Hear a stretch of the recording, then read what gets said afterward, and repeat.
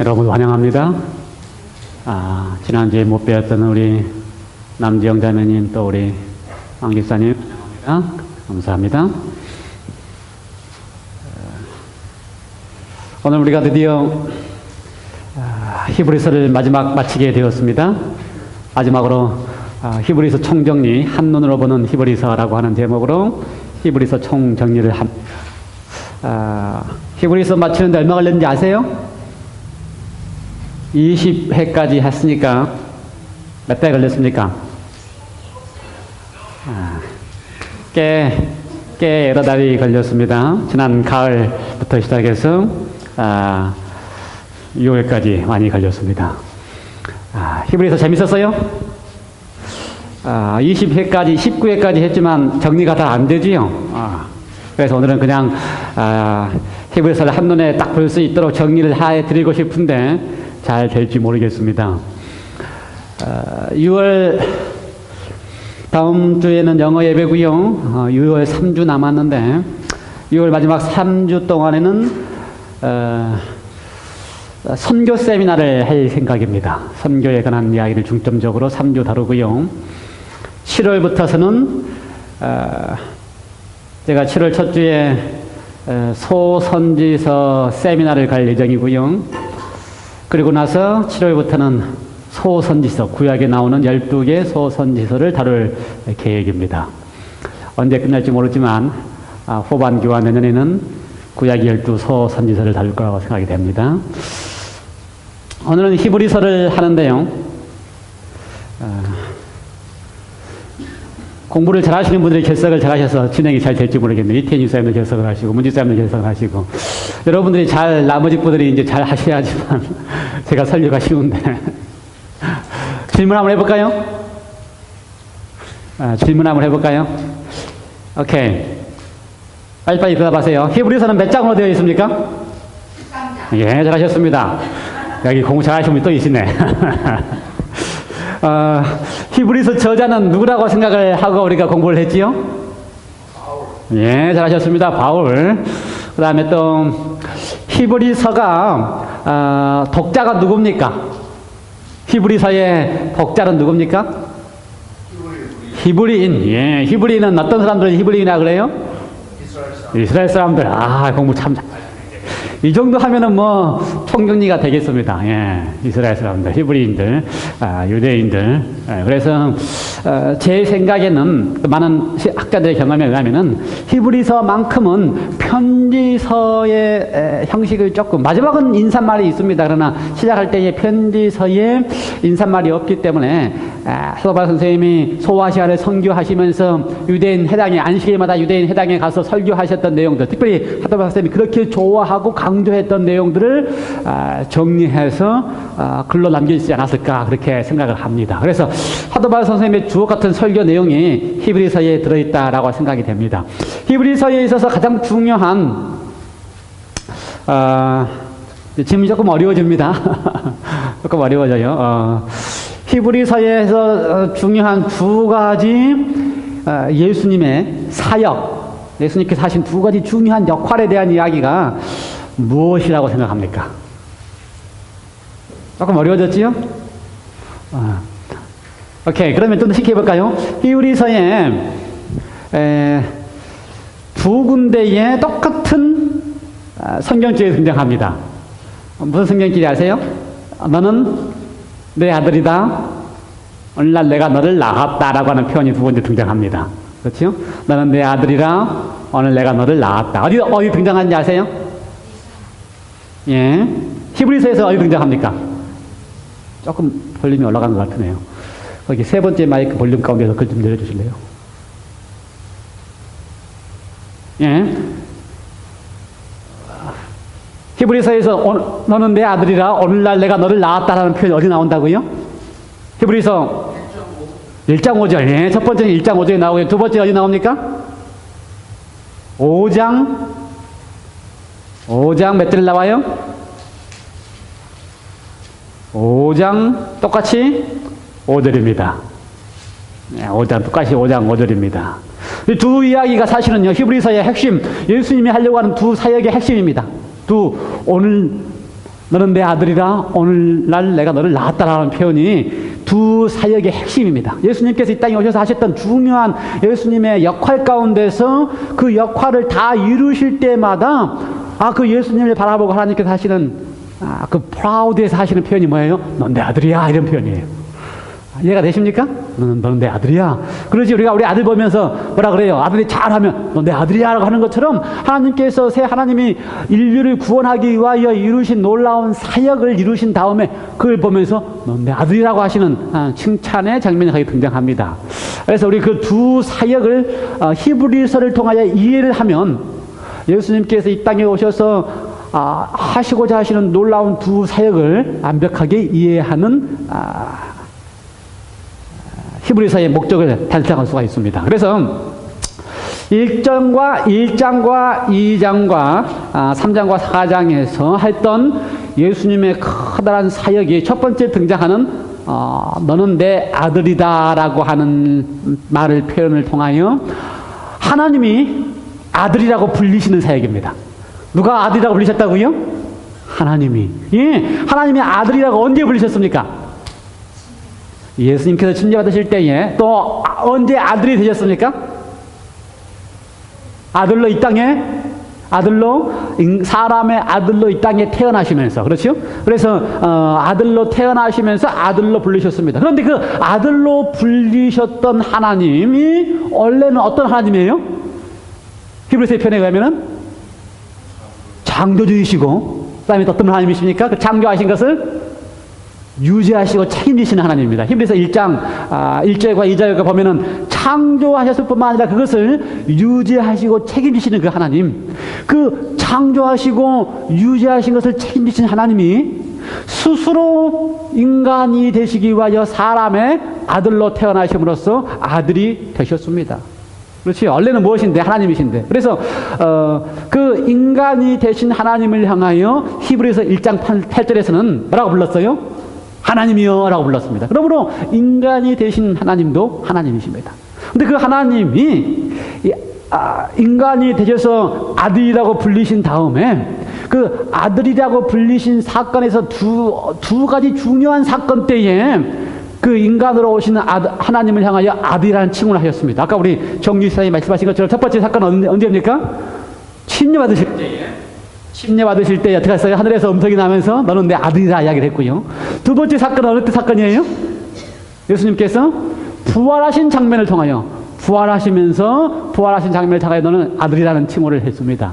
그래서 예수님께서 아들이라고 칭호를 달리시는 첫 번째 아들로 태어나실 때, 두 번째 침례받으실 때에, 세 번째 부활하셨을 때에 하나님이셨던 창조주셨던 그분을 향하여 아들이라는 칭호를 하셨습니다. 이유가 있어요. 왜요? 우리를 하여금 뭐하기 위하여? 아들 삼기 위하여. 그래서 예수님을 향하여 뭐라고 부릅니까? 그 하나님이 아들 되신 하나님을 향하여 히브리서는 맏아들이라고 불렀고요. 그 다음에 예수님을 믿는 우리들을 향하여 뭐라고 부릅니까? 아들들이라고 부릅니다. 그래서 맏아들과 아들들. 그래서 예수님께서 맏아들이 되셨을 때도 침례와 부활을 통하여 맏아들이 되신 것처럼 그리스도인들이 아들들이 되는 것도 똑같은 경우입니다. 언제 아들들이 돼요? 침례와 부활을 통하여. 언제 부활합니까 우리가? 물속에서 침례를 통하여 날 때 새롭게 부활합니다. 언제 부활합니까? 매일 삶을 통하여 성령을 통하여 살아가는 삶이 부활하는 삶을 살아가는 것입니다. 그러므로 우리가 하나님의 아들들인 것이 분명합니다. 그렇죠? 딸들도 있어요? 아들 때문에 하면 안 되니까. 황 기사님은 딸 맞아요? 하나님의 딸, 맞습니다. 예. 왜요? 우리가 침례를 통하여 부활을 경험했고, 그 다음에 매일 예수님처럼 성령을 통하여 살아가기 때문에 우리가 아들, 딸이 되었습니다. 그것이 히브리서 1장의 장면입니다. 예수님께서 우리를 위하여 아들이 되어주신 이유가 우리를 뭐 하기 위해서? 아들 삼기 위해서. 그래서 예수님은 맏아들이고 우리가 하나님의 아들이 되었기 때문에 예수님과 우리의 사이의 관계는 어떻게 됐습니까? 형제. 그것이 히브리서 2장의 이야기입니다. 그렇죠? 예수님께서 기꺼이 당신 자신을 향하여 우리를 부를 때에 형제다라고 하는 것을 부끄러워하지 아니한다 그랬습니다. 하나님이 우리와 형제가 되어주신다는 사실이 얼마나 놀라운 사실이에요. 우주 만물을 창조하신 그분이, 그렇죠? 그리고 그 우주 만물을 유지하시고 책임지시는 그분이 기꺼이 아들이 되어주시고, 그렇죠? 맏아들이 되어주신 이유가 하나 있는데 그 뭐 때문에 그렇다고요? 우리와 더불어서 뭐 되기 위해서? 형제 되기 위하여. 형제 되기 위하여. 그래서 히브리서 2장에서 제가 좋아하는 절이 11절입니다. 2장 11절. 아주 멋있는 표현이에요. 읽어볼까요, 같이? 준비됐어요? 시작. 거룩하게 하시는 이와 거룩하게 함을 입은 자들이 다 한 근원에서 난지라. 그러므로 형제라 부르시기를 부끄러워 아니하시고. 멋있는 표현이에요.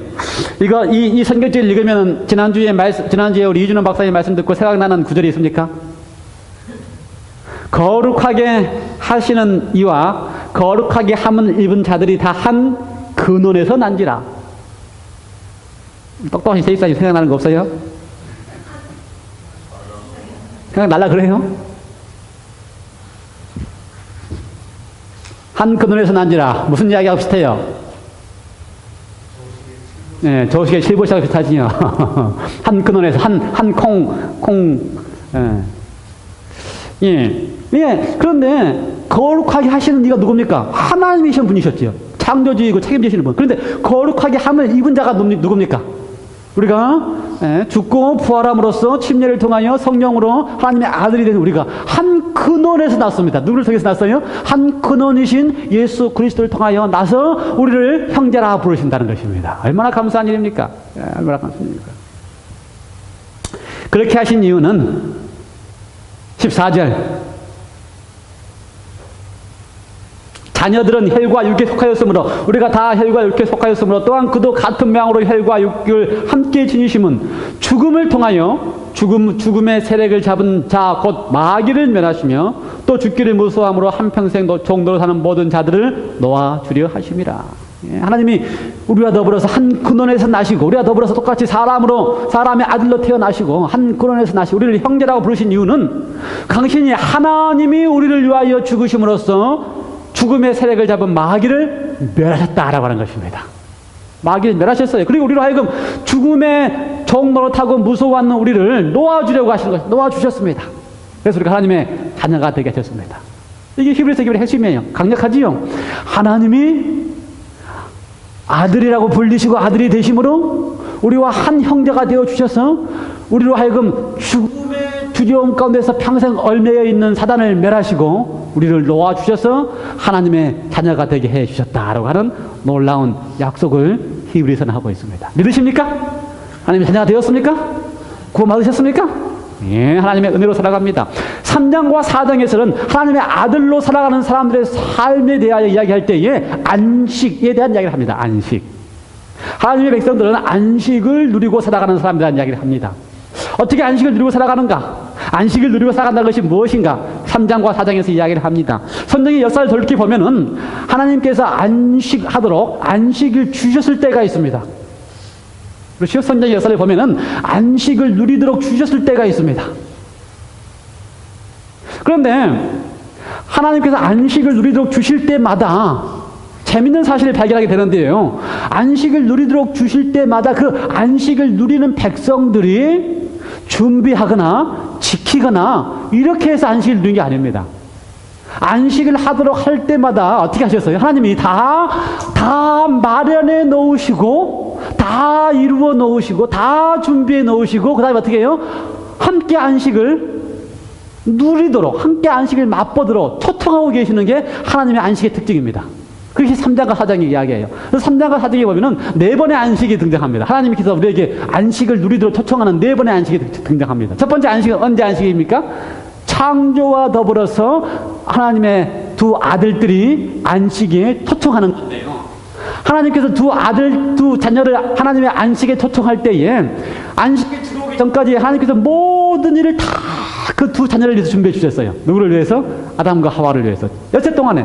그러니까 아담과 하와를 낳게 하실 때, 낳게 하시기 위하여 아담과 노소를 만드시기 전에 다 준비해 놓으셨습니다. 그렇죠. 그리고 나서 어떻게 해요?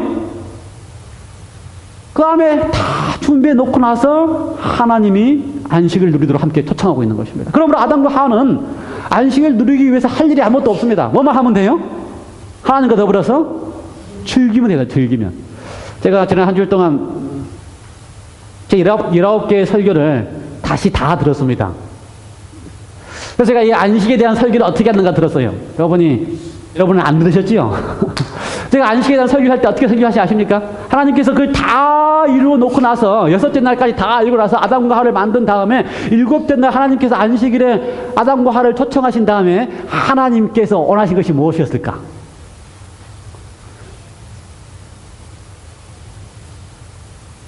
그러니까 그때 설교를 어떻게 하는지 아세요? 하나님이 나와 함께 놀자. 하나님의 안식일은 하나님과 함께 하는 것이 하나님의 안식일입니다. 하나님과 함께 즐기자라고 초청하는 게 안식일입니다. 너가 뭔가를 잘했기 때문에 하는 게 아니고 하나님이 다 하나님의 품성에 맞게 다 준비해 놓고 어떻게 하는 겁니까? 이제 나와 함께 즐기자. 그게 하나님의 안식이에요.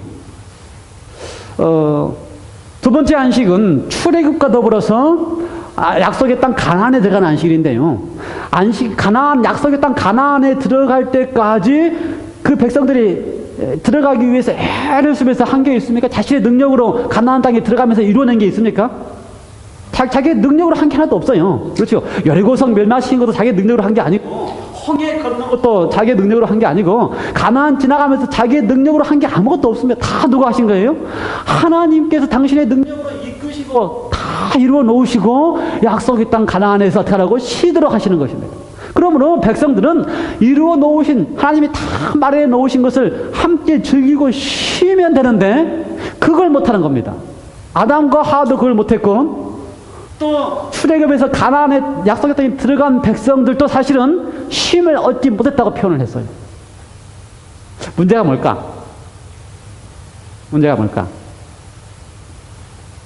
안식은 우리가 이루어내는 게 아니고, 안식은 이루신 분과 함께 있는 게 안식입니다. 신약의 약속도, 그 다음에 이야기하는 안식도 마찬가지예요. 신약의 안식도. 신약에서의 안식도 예수님께서 우리를 위하여 다 이루신 다음에 뭐라고 초청해요? 내가 너에게 쉼을 주겠다고 초청합니다. 그러므로 진짜 안식을 알고 지키는 사람들, 그러면서 마지막 4장 9절에 의하면은 이제 안식할 날이 남아있다라고 이야기합니다. 오늘 우리 모든 백성들에게 있어서, 그리스도인들에게 있어서 안식할 날이 남아있는데, 오늘 우리가 진짜 안식할 날, 여기서 이야기하는 것은 헬라어의 어떤 단어입니까? 지금 여기서 이야기하는 헬라의 단어는 안식일이라고 하는 것과 같은 단어입니다. 우리 백성들이 안식일을 지키는 백성들이라고 이야기하면서 안식일을 지키고 있는데, 안식일을 지키는 백성들이 진짜 하나님과 더불어서 안식할 수 있는 비결은 무엇을 깨닫는 거예요? 하나님께서 우리를 위하여 다 이루어 놓으셨다는 사실을 믿음으로 깨닫고, 주님께서 우리를 위하여 아들이 되어주시고 우리를 위하여 형제가 되어주셔서 우리를 한 근원에서 났다고 인정해 주시는 그분이 계신다는 것을 믿고 그분과 함께 즐기는 경험을 하는 사람들이 비로소 뭐라고요? 안식하는 백성들이라 이 말입니다. 그것이 히브리서가 신학에서 안식의 신학을 가르치는 신학의 핵심이 바로 다 이루어 놓으신 것을 어떻게 하는 것이야? 믿음으로 함께 즐기고 맛보도록 초청하는 것. 여러분, 그래서 주님께서 우리를 구원해 놓으시고 주님께서 우리를 위하여 형제라 불러주시고 다 만들어 놓으신 그것을 맛보고 함께 있는 기쁨을 맛보는 것이 오늘 이 안식을 누리는 백성들이라는 사실을 기억하시기 바랍니다. 드디어 5장부터서는 예수님의 두 번째 중요한 사역을 이야기합니다. 그게 어떤 사역이에요? 예수님께서 뭐가 되셨다? 대제사장이 되셨다라고 하는 이야기를 시작합니다. 그래서 예수님께서 대제사장이 되실 때에 내 아들이다, 오늘날 내가 너를 낳았다라는 표현을 많이 썼습니다. 그리고 예수님이 대제사장이 되셨다고 하는 표현을 가리켜서 4장 18절, 16절에서는 뭐라고 표현했어요? 예수님께서 어디에 계신다? 은혜의 보좌 앞에 계시고 은혜의 보좌 앞에 담대히 나아가자라고 표현을 했습니다. 예수님께서 언제 은혜의 보좌에 가셨을까요? 오늘날 내가 너를 낳았다라고 하는 대제사장이 되셔서 은혜의 보좌 앞에 가셨는데 언제 가셨다고 이야기를 했습니까? 예수님께서 부활하시고 나서 승천하시고 40일 만에 승천하시고 50일째 되는 날 하늘에서 대관식을 하시면서 하나님의 보좌 우편에 앉으셨을 때에 그때 뭐가 하나님의 예수님의 머리에 기름을 부었어요. 그렇죠? 그래서 그 기름이 흘러서 이 땅에 성령이 임하셨는데 대제사장에게 구약에서도 어떻게 했습니까? 처음에 아론을 대제사장 삼을 때에 머리에 기름을 붓고서 그 기름이 흘러서 발끝을 적실 때까지 흘렀다고 성경은 표현하고 있는 것처럼 예수님께서도 승천하셔서 하늘에서 머리에 기름을 부으셔서 대관식 하시면서 대제사장이 되셨을 그때에 그 기름이 이 땅에 흘러서 뭐가 됐다고요? 성령의 오순절 성령이 임하는 사건을 통하여 예수님께서 대제사장이 되었음을 우리가 알게 됩니다. 그래서 이제 5장 이후부터는 예수님의 대제사장이 되는 사역에 대한 이야기를 우리에게 해주고 있습니다. 6장에 잠깐 뭘 했습니까? 잠깐 쉬어가는 멜기세덱에 대한 이야기를 하려고 했더니 잘 이해를 못할 것 같고 백성들이 준비가 안 됐기 때문에 젖먹이 신앙에서 어린 아이의 신앙에서 그렇죠? 좀 우리가 장성한 신앙에 좀 잘하도록 그렇게 호소를 합니다. 그래서 우리가 지난 1년 동안 장성한 신앙에 잘하도록 아주 애를 많이 썼어요. 제가 이 설교를 6장에 이 장성한 분량에 잘하도록 하는 설교를 올해 첫 안식일에 설교를 했습니다. 그래서 장성한 분량에 잘하도록 하기 위해서 우리가 제가 말씀을 암송하는 호소를 여러분에게 드렸어요. 그래서 아주 잘하십니다. 아주 감사해요. 말씀 묵상 우리 박장로님이 제일 잘하십니다. 그 전까지는요 삐딱하게 자기는 절대로 암기 못한다고 하셨던 분이 얼마나 잘 암송하시는지 몰라요. 그래서 우리가 점점 장성한 분량에 잘하고 있다는 생각이 됩니다. 말씀을 암송하는 이야기. 그 다음에 이제 6장 후반부부터서 7장, 8장, 9장까지는 아주 중요한 예수님의 두 번째 사역, 대제사장이 되는 사역에 대한 이야기를 하고 있는데요. 복잡한 것 같지만 아주 단순하게 설명을 하면요. 단순합니다. 6장부터 7장, 8장, 9장 가운데서 이 전개에 나가는 이 과정을 보면 첫 번째, 하나님은 어떻게 하신다, 우리에게? 언약하시고 그 언약하신 것을 맹세로 이루신다. 하나님은 언약하시고 언약하는 것을 맹세로 이루신다. 그 예로 누구한테 예를 들었어요? 아브라함의 예를 히브리서 6장을 통해서 보면은 설명을 했습니다. 아브라함이 하나님께서 계속해서 약속 또는 언약하시고 심지어 하나님의 약속하시고 그 언약하는 것을 이루신다고 하나님이 스스로 맹세까지도 하셨습니다. 그래, 그만큼 잘 이루시기 위해서. 그래서 아브라함은 하나님이 약속하시고 하나님이 언약하시고 맹세하셔서 하나님이 이루신다는 것을 실질적으로 경험한 사람입니다. 그래서 어떤 사건이에요? 창세기 22장의 사건입니다. 그렇죠? 경험한 사건이. 그런데 그 하나님께서 약속하시고 그 약속하신 것을 내가 이룬다고 맹세하신 그 일을 이루신 사건을 9장입니까? 예, 9장. 9장에서는 어떻게 표현하는지 아십니까? 제가 지금 이렇게 왔다 갔다 하지만 지금 제가 주제별로 이렇게 설명하려고 하는 것이죠. 첫 번째, 하나님은 언약하시고 그 언약하시는 것을 맹세하시면서까지 그것을 이루시는데 그 설명을 누굴 통해서 했다고요? 아브라함을 통해서 4번의 언약을 했어요. 그렇죠? 제가 여러 번 설명했으니까 한번 리뷰해 보시고 그 4번의 언약을 하시면서 마지막 언약이 창세기 22장에 아브라함이 이삭을 제물로 바치는 대신에 누가 죽는다는 것을 통해서 보여줬습니까? 양이 대신 죽는다는 것을 보여주시면서 하나님은 맹세하시면서 이룬다라는 것을 했는데 그 하나님의 맹세하시고 이루시는 그 언약이 마침내 어떻게 이루어졌냐를 히브리서 9장에서는 이렇게 표현했어요. 16절 9장 16절 유언은 유언한 자가 주어야 되나니 유언은 그 사람이 죽은 후에 유언한즉 유언한 자가 살아있을 동안에는 효력이 없느니라. 이러므로 첫 언약도 피 없이는 세운 것이 아니다. 자, 이걸 설명하면서 하나님이 언약하시고 맹세하신 거하고 유언하고 같다고 표현을 했습니다. 이해가 되세요? 자꾸 무슨 말인지? 예, 여기는 유언이라고 표현했지만 유언은 어떤 것이 유언이라고요? 그 유언한 사람이 죽어야 그것이 이루어진다고 여기 성경적인 표현했지만 원래는 뭐라고 해요? 그것이? 유언이라는 단어가 원래는 무슨 단어라고요? 언약이라는 단어입니다. 언약. 그래서 하나님의 언약하셨을 때에 그 하나님의 언약은 뭐와 똑같아요? 유언하고 같습니다. 유언. 그래서 하나님의 언약은 어떤 언약이라고요? 언약한 내가 죽겠다라고 하는 것이 하나님의 언약입니다. 무슨 말인지 아시겠어요? 하나님은 언약을 하셨는데 하나님의 언약은 뭐가 언약이라고요? 언약은 내가 대신 죽겠다. 그래서 그 언약은 내가 죽겠다고 하는 것이 바로 언약은 피 없이 세운 것이 아니다. 하나님의 언약은 뭐로 세운 것이다? 피로 세운 것이다. 그러니까 됐어요? 무슨 말씀인지? 하나님의 언약은 피로 세운 거예요. 어떤 피로? 구약 당시에는 하나님의 언약을 피로 세우기 위해서 어떻게 세웠습니까? 그 하나님을 상징하는 어린 양의 피로 언약을 세웠습니다. 그런데 이제는 진짜 그 어린 양의 피 대신에 단번에 누구의 피로? 단번에 아들 되시는 예수님의 피로 언약을 세우셔서 하나님이 우리를 위하여 대신 죽겠다 이렇게 하겠습니다. 그것이 언약의 피예요. 그런데 문제는 그렇게 언약을 세웠는데 하나님은 어떤 언약을 세웠어요? 언약하신 하나님이 죽겠다. 내가 이 언약을 맹세하면서까지 내가 지키겠다라고 하는 언약을 세웠는데 백성들은 하나님의 언약을 언약으로 안 듣고 어떻게 들어요?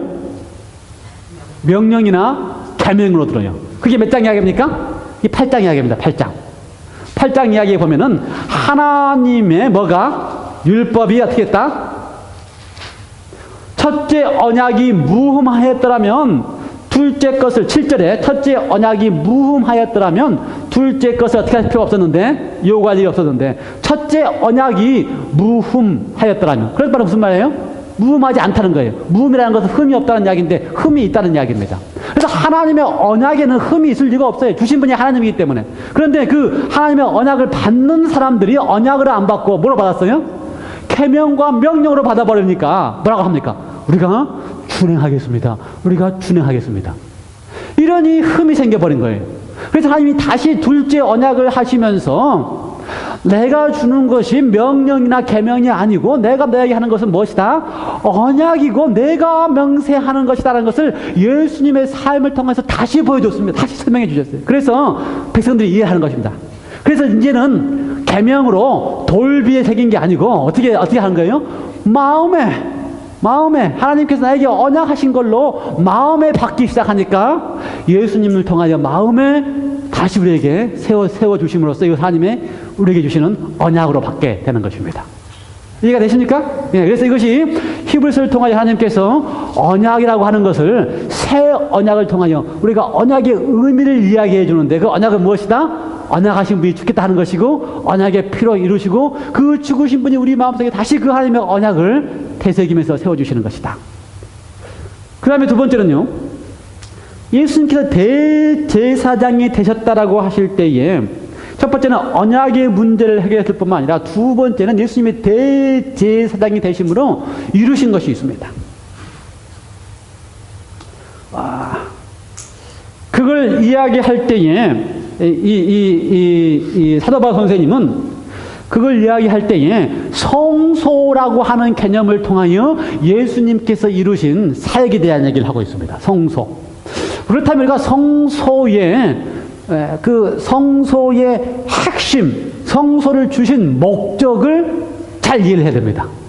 하나님께서 왜 히브리서를 통하여서 사도 바울 선생님이 설명하려고 하는 이야기는 성소의 목적이 무엇인지를 지금 청중들에게 설명을 하고 그 성소를 주신 목적을 예수님이 이루었다라고 설명하는 것입니다.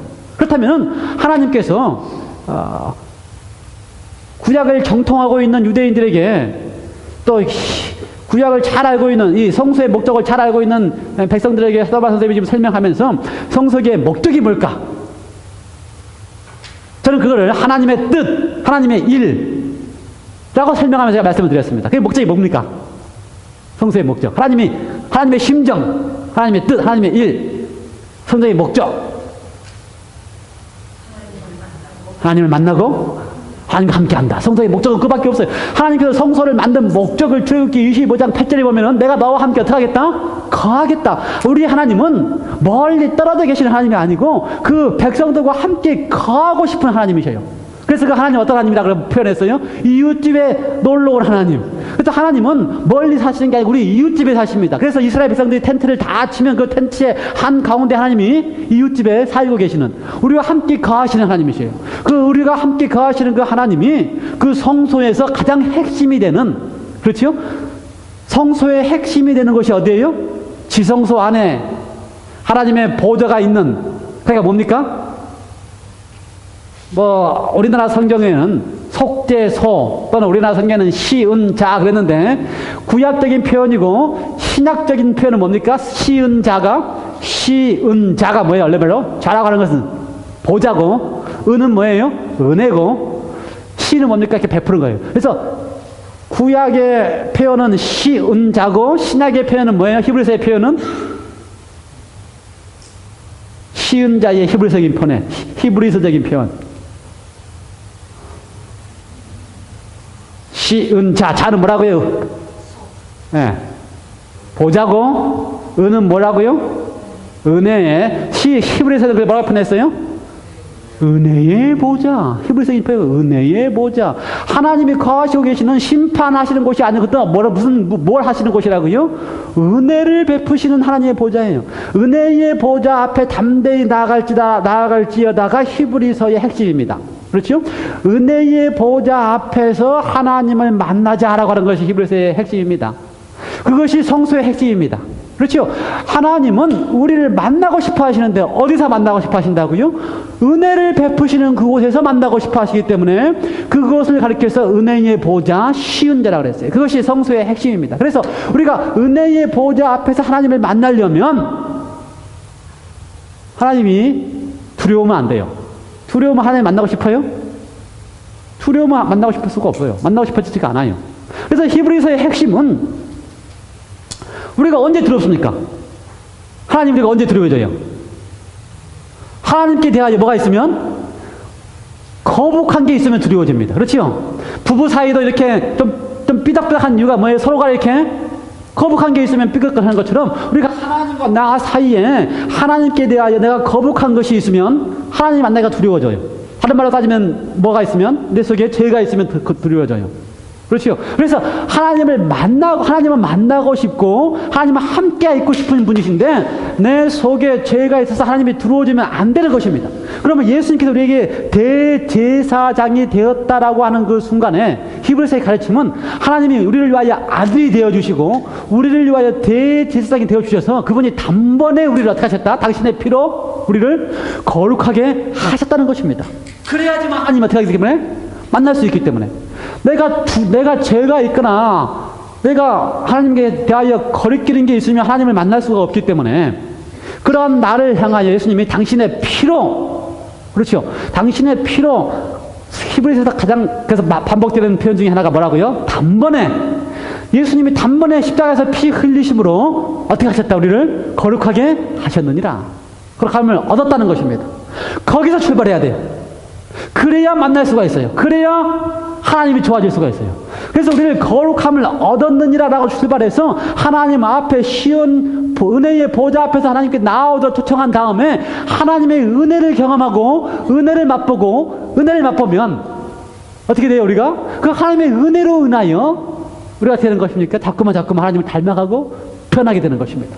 그러므로 대제사장 되신 그 순간부터 우리를 이렇게 이제 하나님을 닮아가고 하나님께 성장하는 백성으로서 어떻게 하는 겁니까? 자라나게 해주는 일을 하시는 것입니다. 어떻게 하기 위해서? 은혜의 보좌 앞으로 이끄신 다음에 어떻게 이끄신다고요? 우리로 하여금 너는 거룩함을 얻었어. 내 아들이야. 그걸 좀 믿어줘라고 하신 다음에 하나님과 함께 있고 만날 수 있도록 은혜를 베풀어 주시는 게 바로 히브리서의 기별의 핵심입니다. 이해가 되세요? 예, 그래서 히브리서 9장에 보면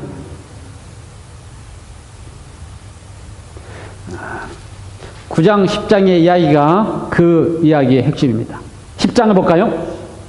10장 19절 그러므로 형제들아 우리가 10장 19절 그러므로 형제들아 우리가 예수의 피를 힘입어 성수에 들어갈 담력을 얻었나니 그 길은 우리를 위하여 휘장 가운데로 열어놓으신 새로운 살 길이요 휘장은 곧 그의 육체니라. 어떻게 했어요? 우리에게 성수에 들어갈 담력을 얻었습니다. 성수에 들어간 담력을 얻어서 성수에 들어가면 거기에 뭐가 있어요? 하나님의 은혜의 보좌 앞에 하나님의 은혜를 받을 수 있는 담력을 얻었고 은혜를 받을 수 있는 준비가 되었습니다. 뭘 통해서? 예수 그리스도의 피를 통해서. 단번에, 그렇죠? 우리를 거룩하게 하셨기 때문에. 그러므로 하나님의 보좌 앞에 가서 그 하나님께서 우리를 위하여 마련해 놓으신 그곳에 가서 우리가 하나님을 만나고 단번에 살 수 있는 용기를 얻는데 22절, 23절, 24절. 그러므로 우리가 어떻게 하자? 첫 번째는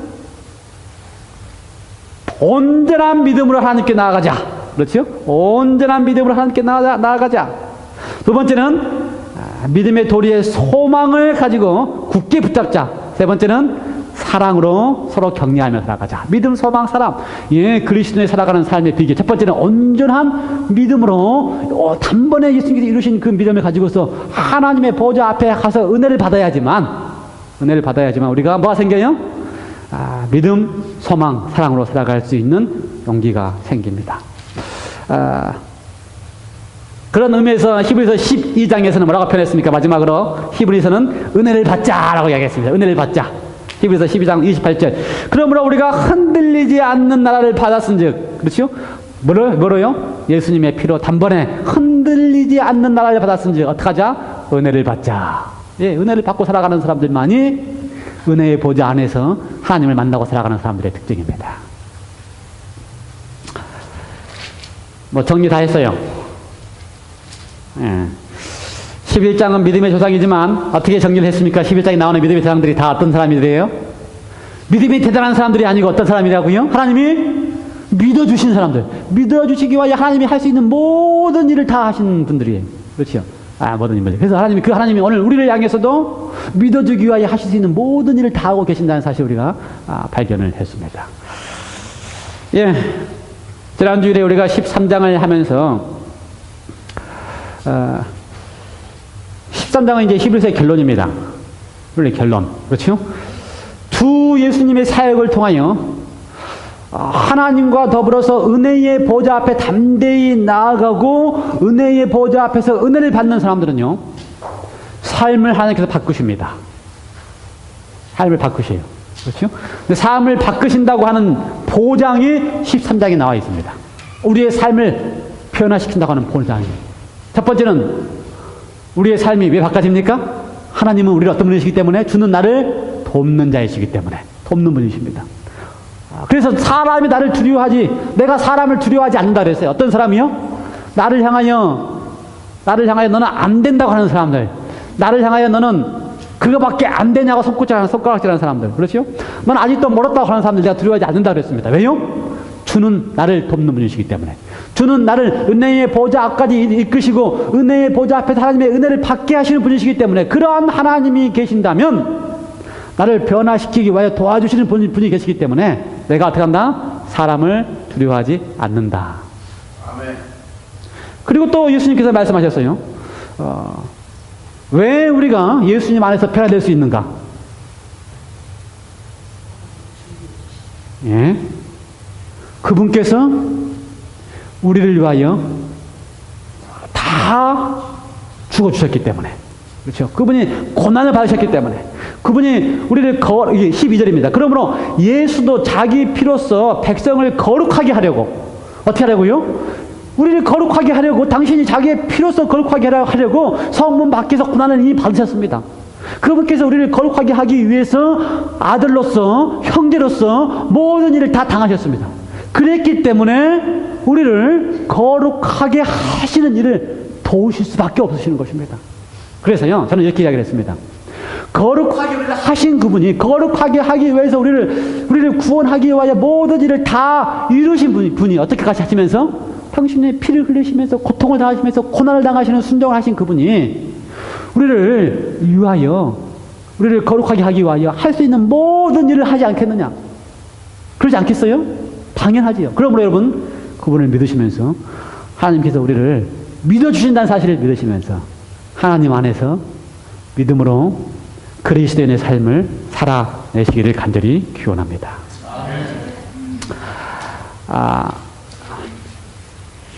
저도 히브리서 강의를 지난 한 주일 동안 다시 다 들으면서 저도 재밌더라고요. 여러분 히브리서를 다시 정리하시면서 기회가 되시면 다시 한번 이렇게 쭉 들어보시고 정리하시기 바랍니다. 제가 여기 히브리서에서 어려운 이야기들은 제가 설명 안 했지만 다시 한번 확인해 보시기 바랍니다. 핵심은 주님께서 여러분을 위하여 하실 수 있는 모든 일을 하신다는 사실을 믿으시기 바랍니다. 기도하십시다. 하나님 아버지, 지난 한 해 동안의 히브리서의 강의를 이제 마칩니다. 히브리서를 통하여 우리를 구원하시기 위하여 아들 되어주시고 피 흘리심으로 우리를 형제 삼아주시고 우리를 거룩하다고 우리를 거룩하게 하신 이후에 은혜의 보좌 앞을 이끌어 주시니 감사합니다. 은혜의 보좌 앞에서 하나님을 만날 때마다 주시는 은혜에 감격스러워서 그 주시는 은혜가 너무나 좋아서 은혜를 베푸시는 주님을 닮아갈 수 있도록 우리를 바꿔주시니 감사합니다. 우리를 돕는 분이시고 우리를 위하여 당신의 생명까지도 내어놓으신 분이 오늘 우리의 삶에 들어오셔서 우리의 삶을 주님을 사랑하는 삶으로 주님 때문에 우리가 믿음, 소망, 사랑이 충만한 삶으로 주님 때문에 우리가 주님과 닮아가는 삶으로 우리를 바꾸어 주시니 감사하오며 그러한 사람이 그리스도인이라는 사실을 인식하면서 하나님 안에서의 삶이 행복한 삶이 되게 하여 주시옵소서. 감사하오며 예수 그리스도의 이름으로 간절히 기도드리옵나이다.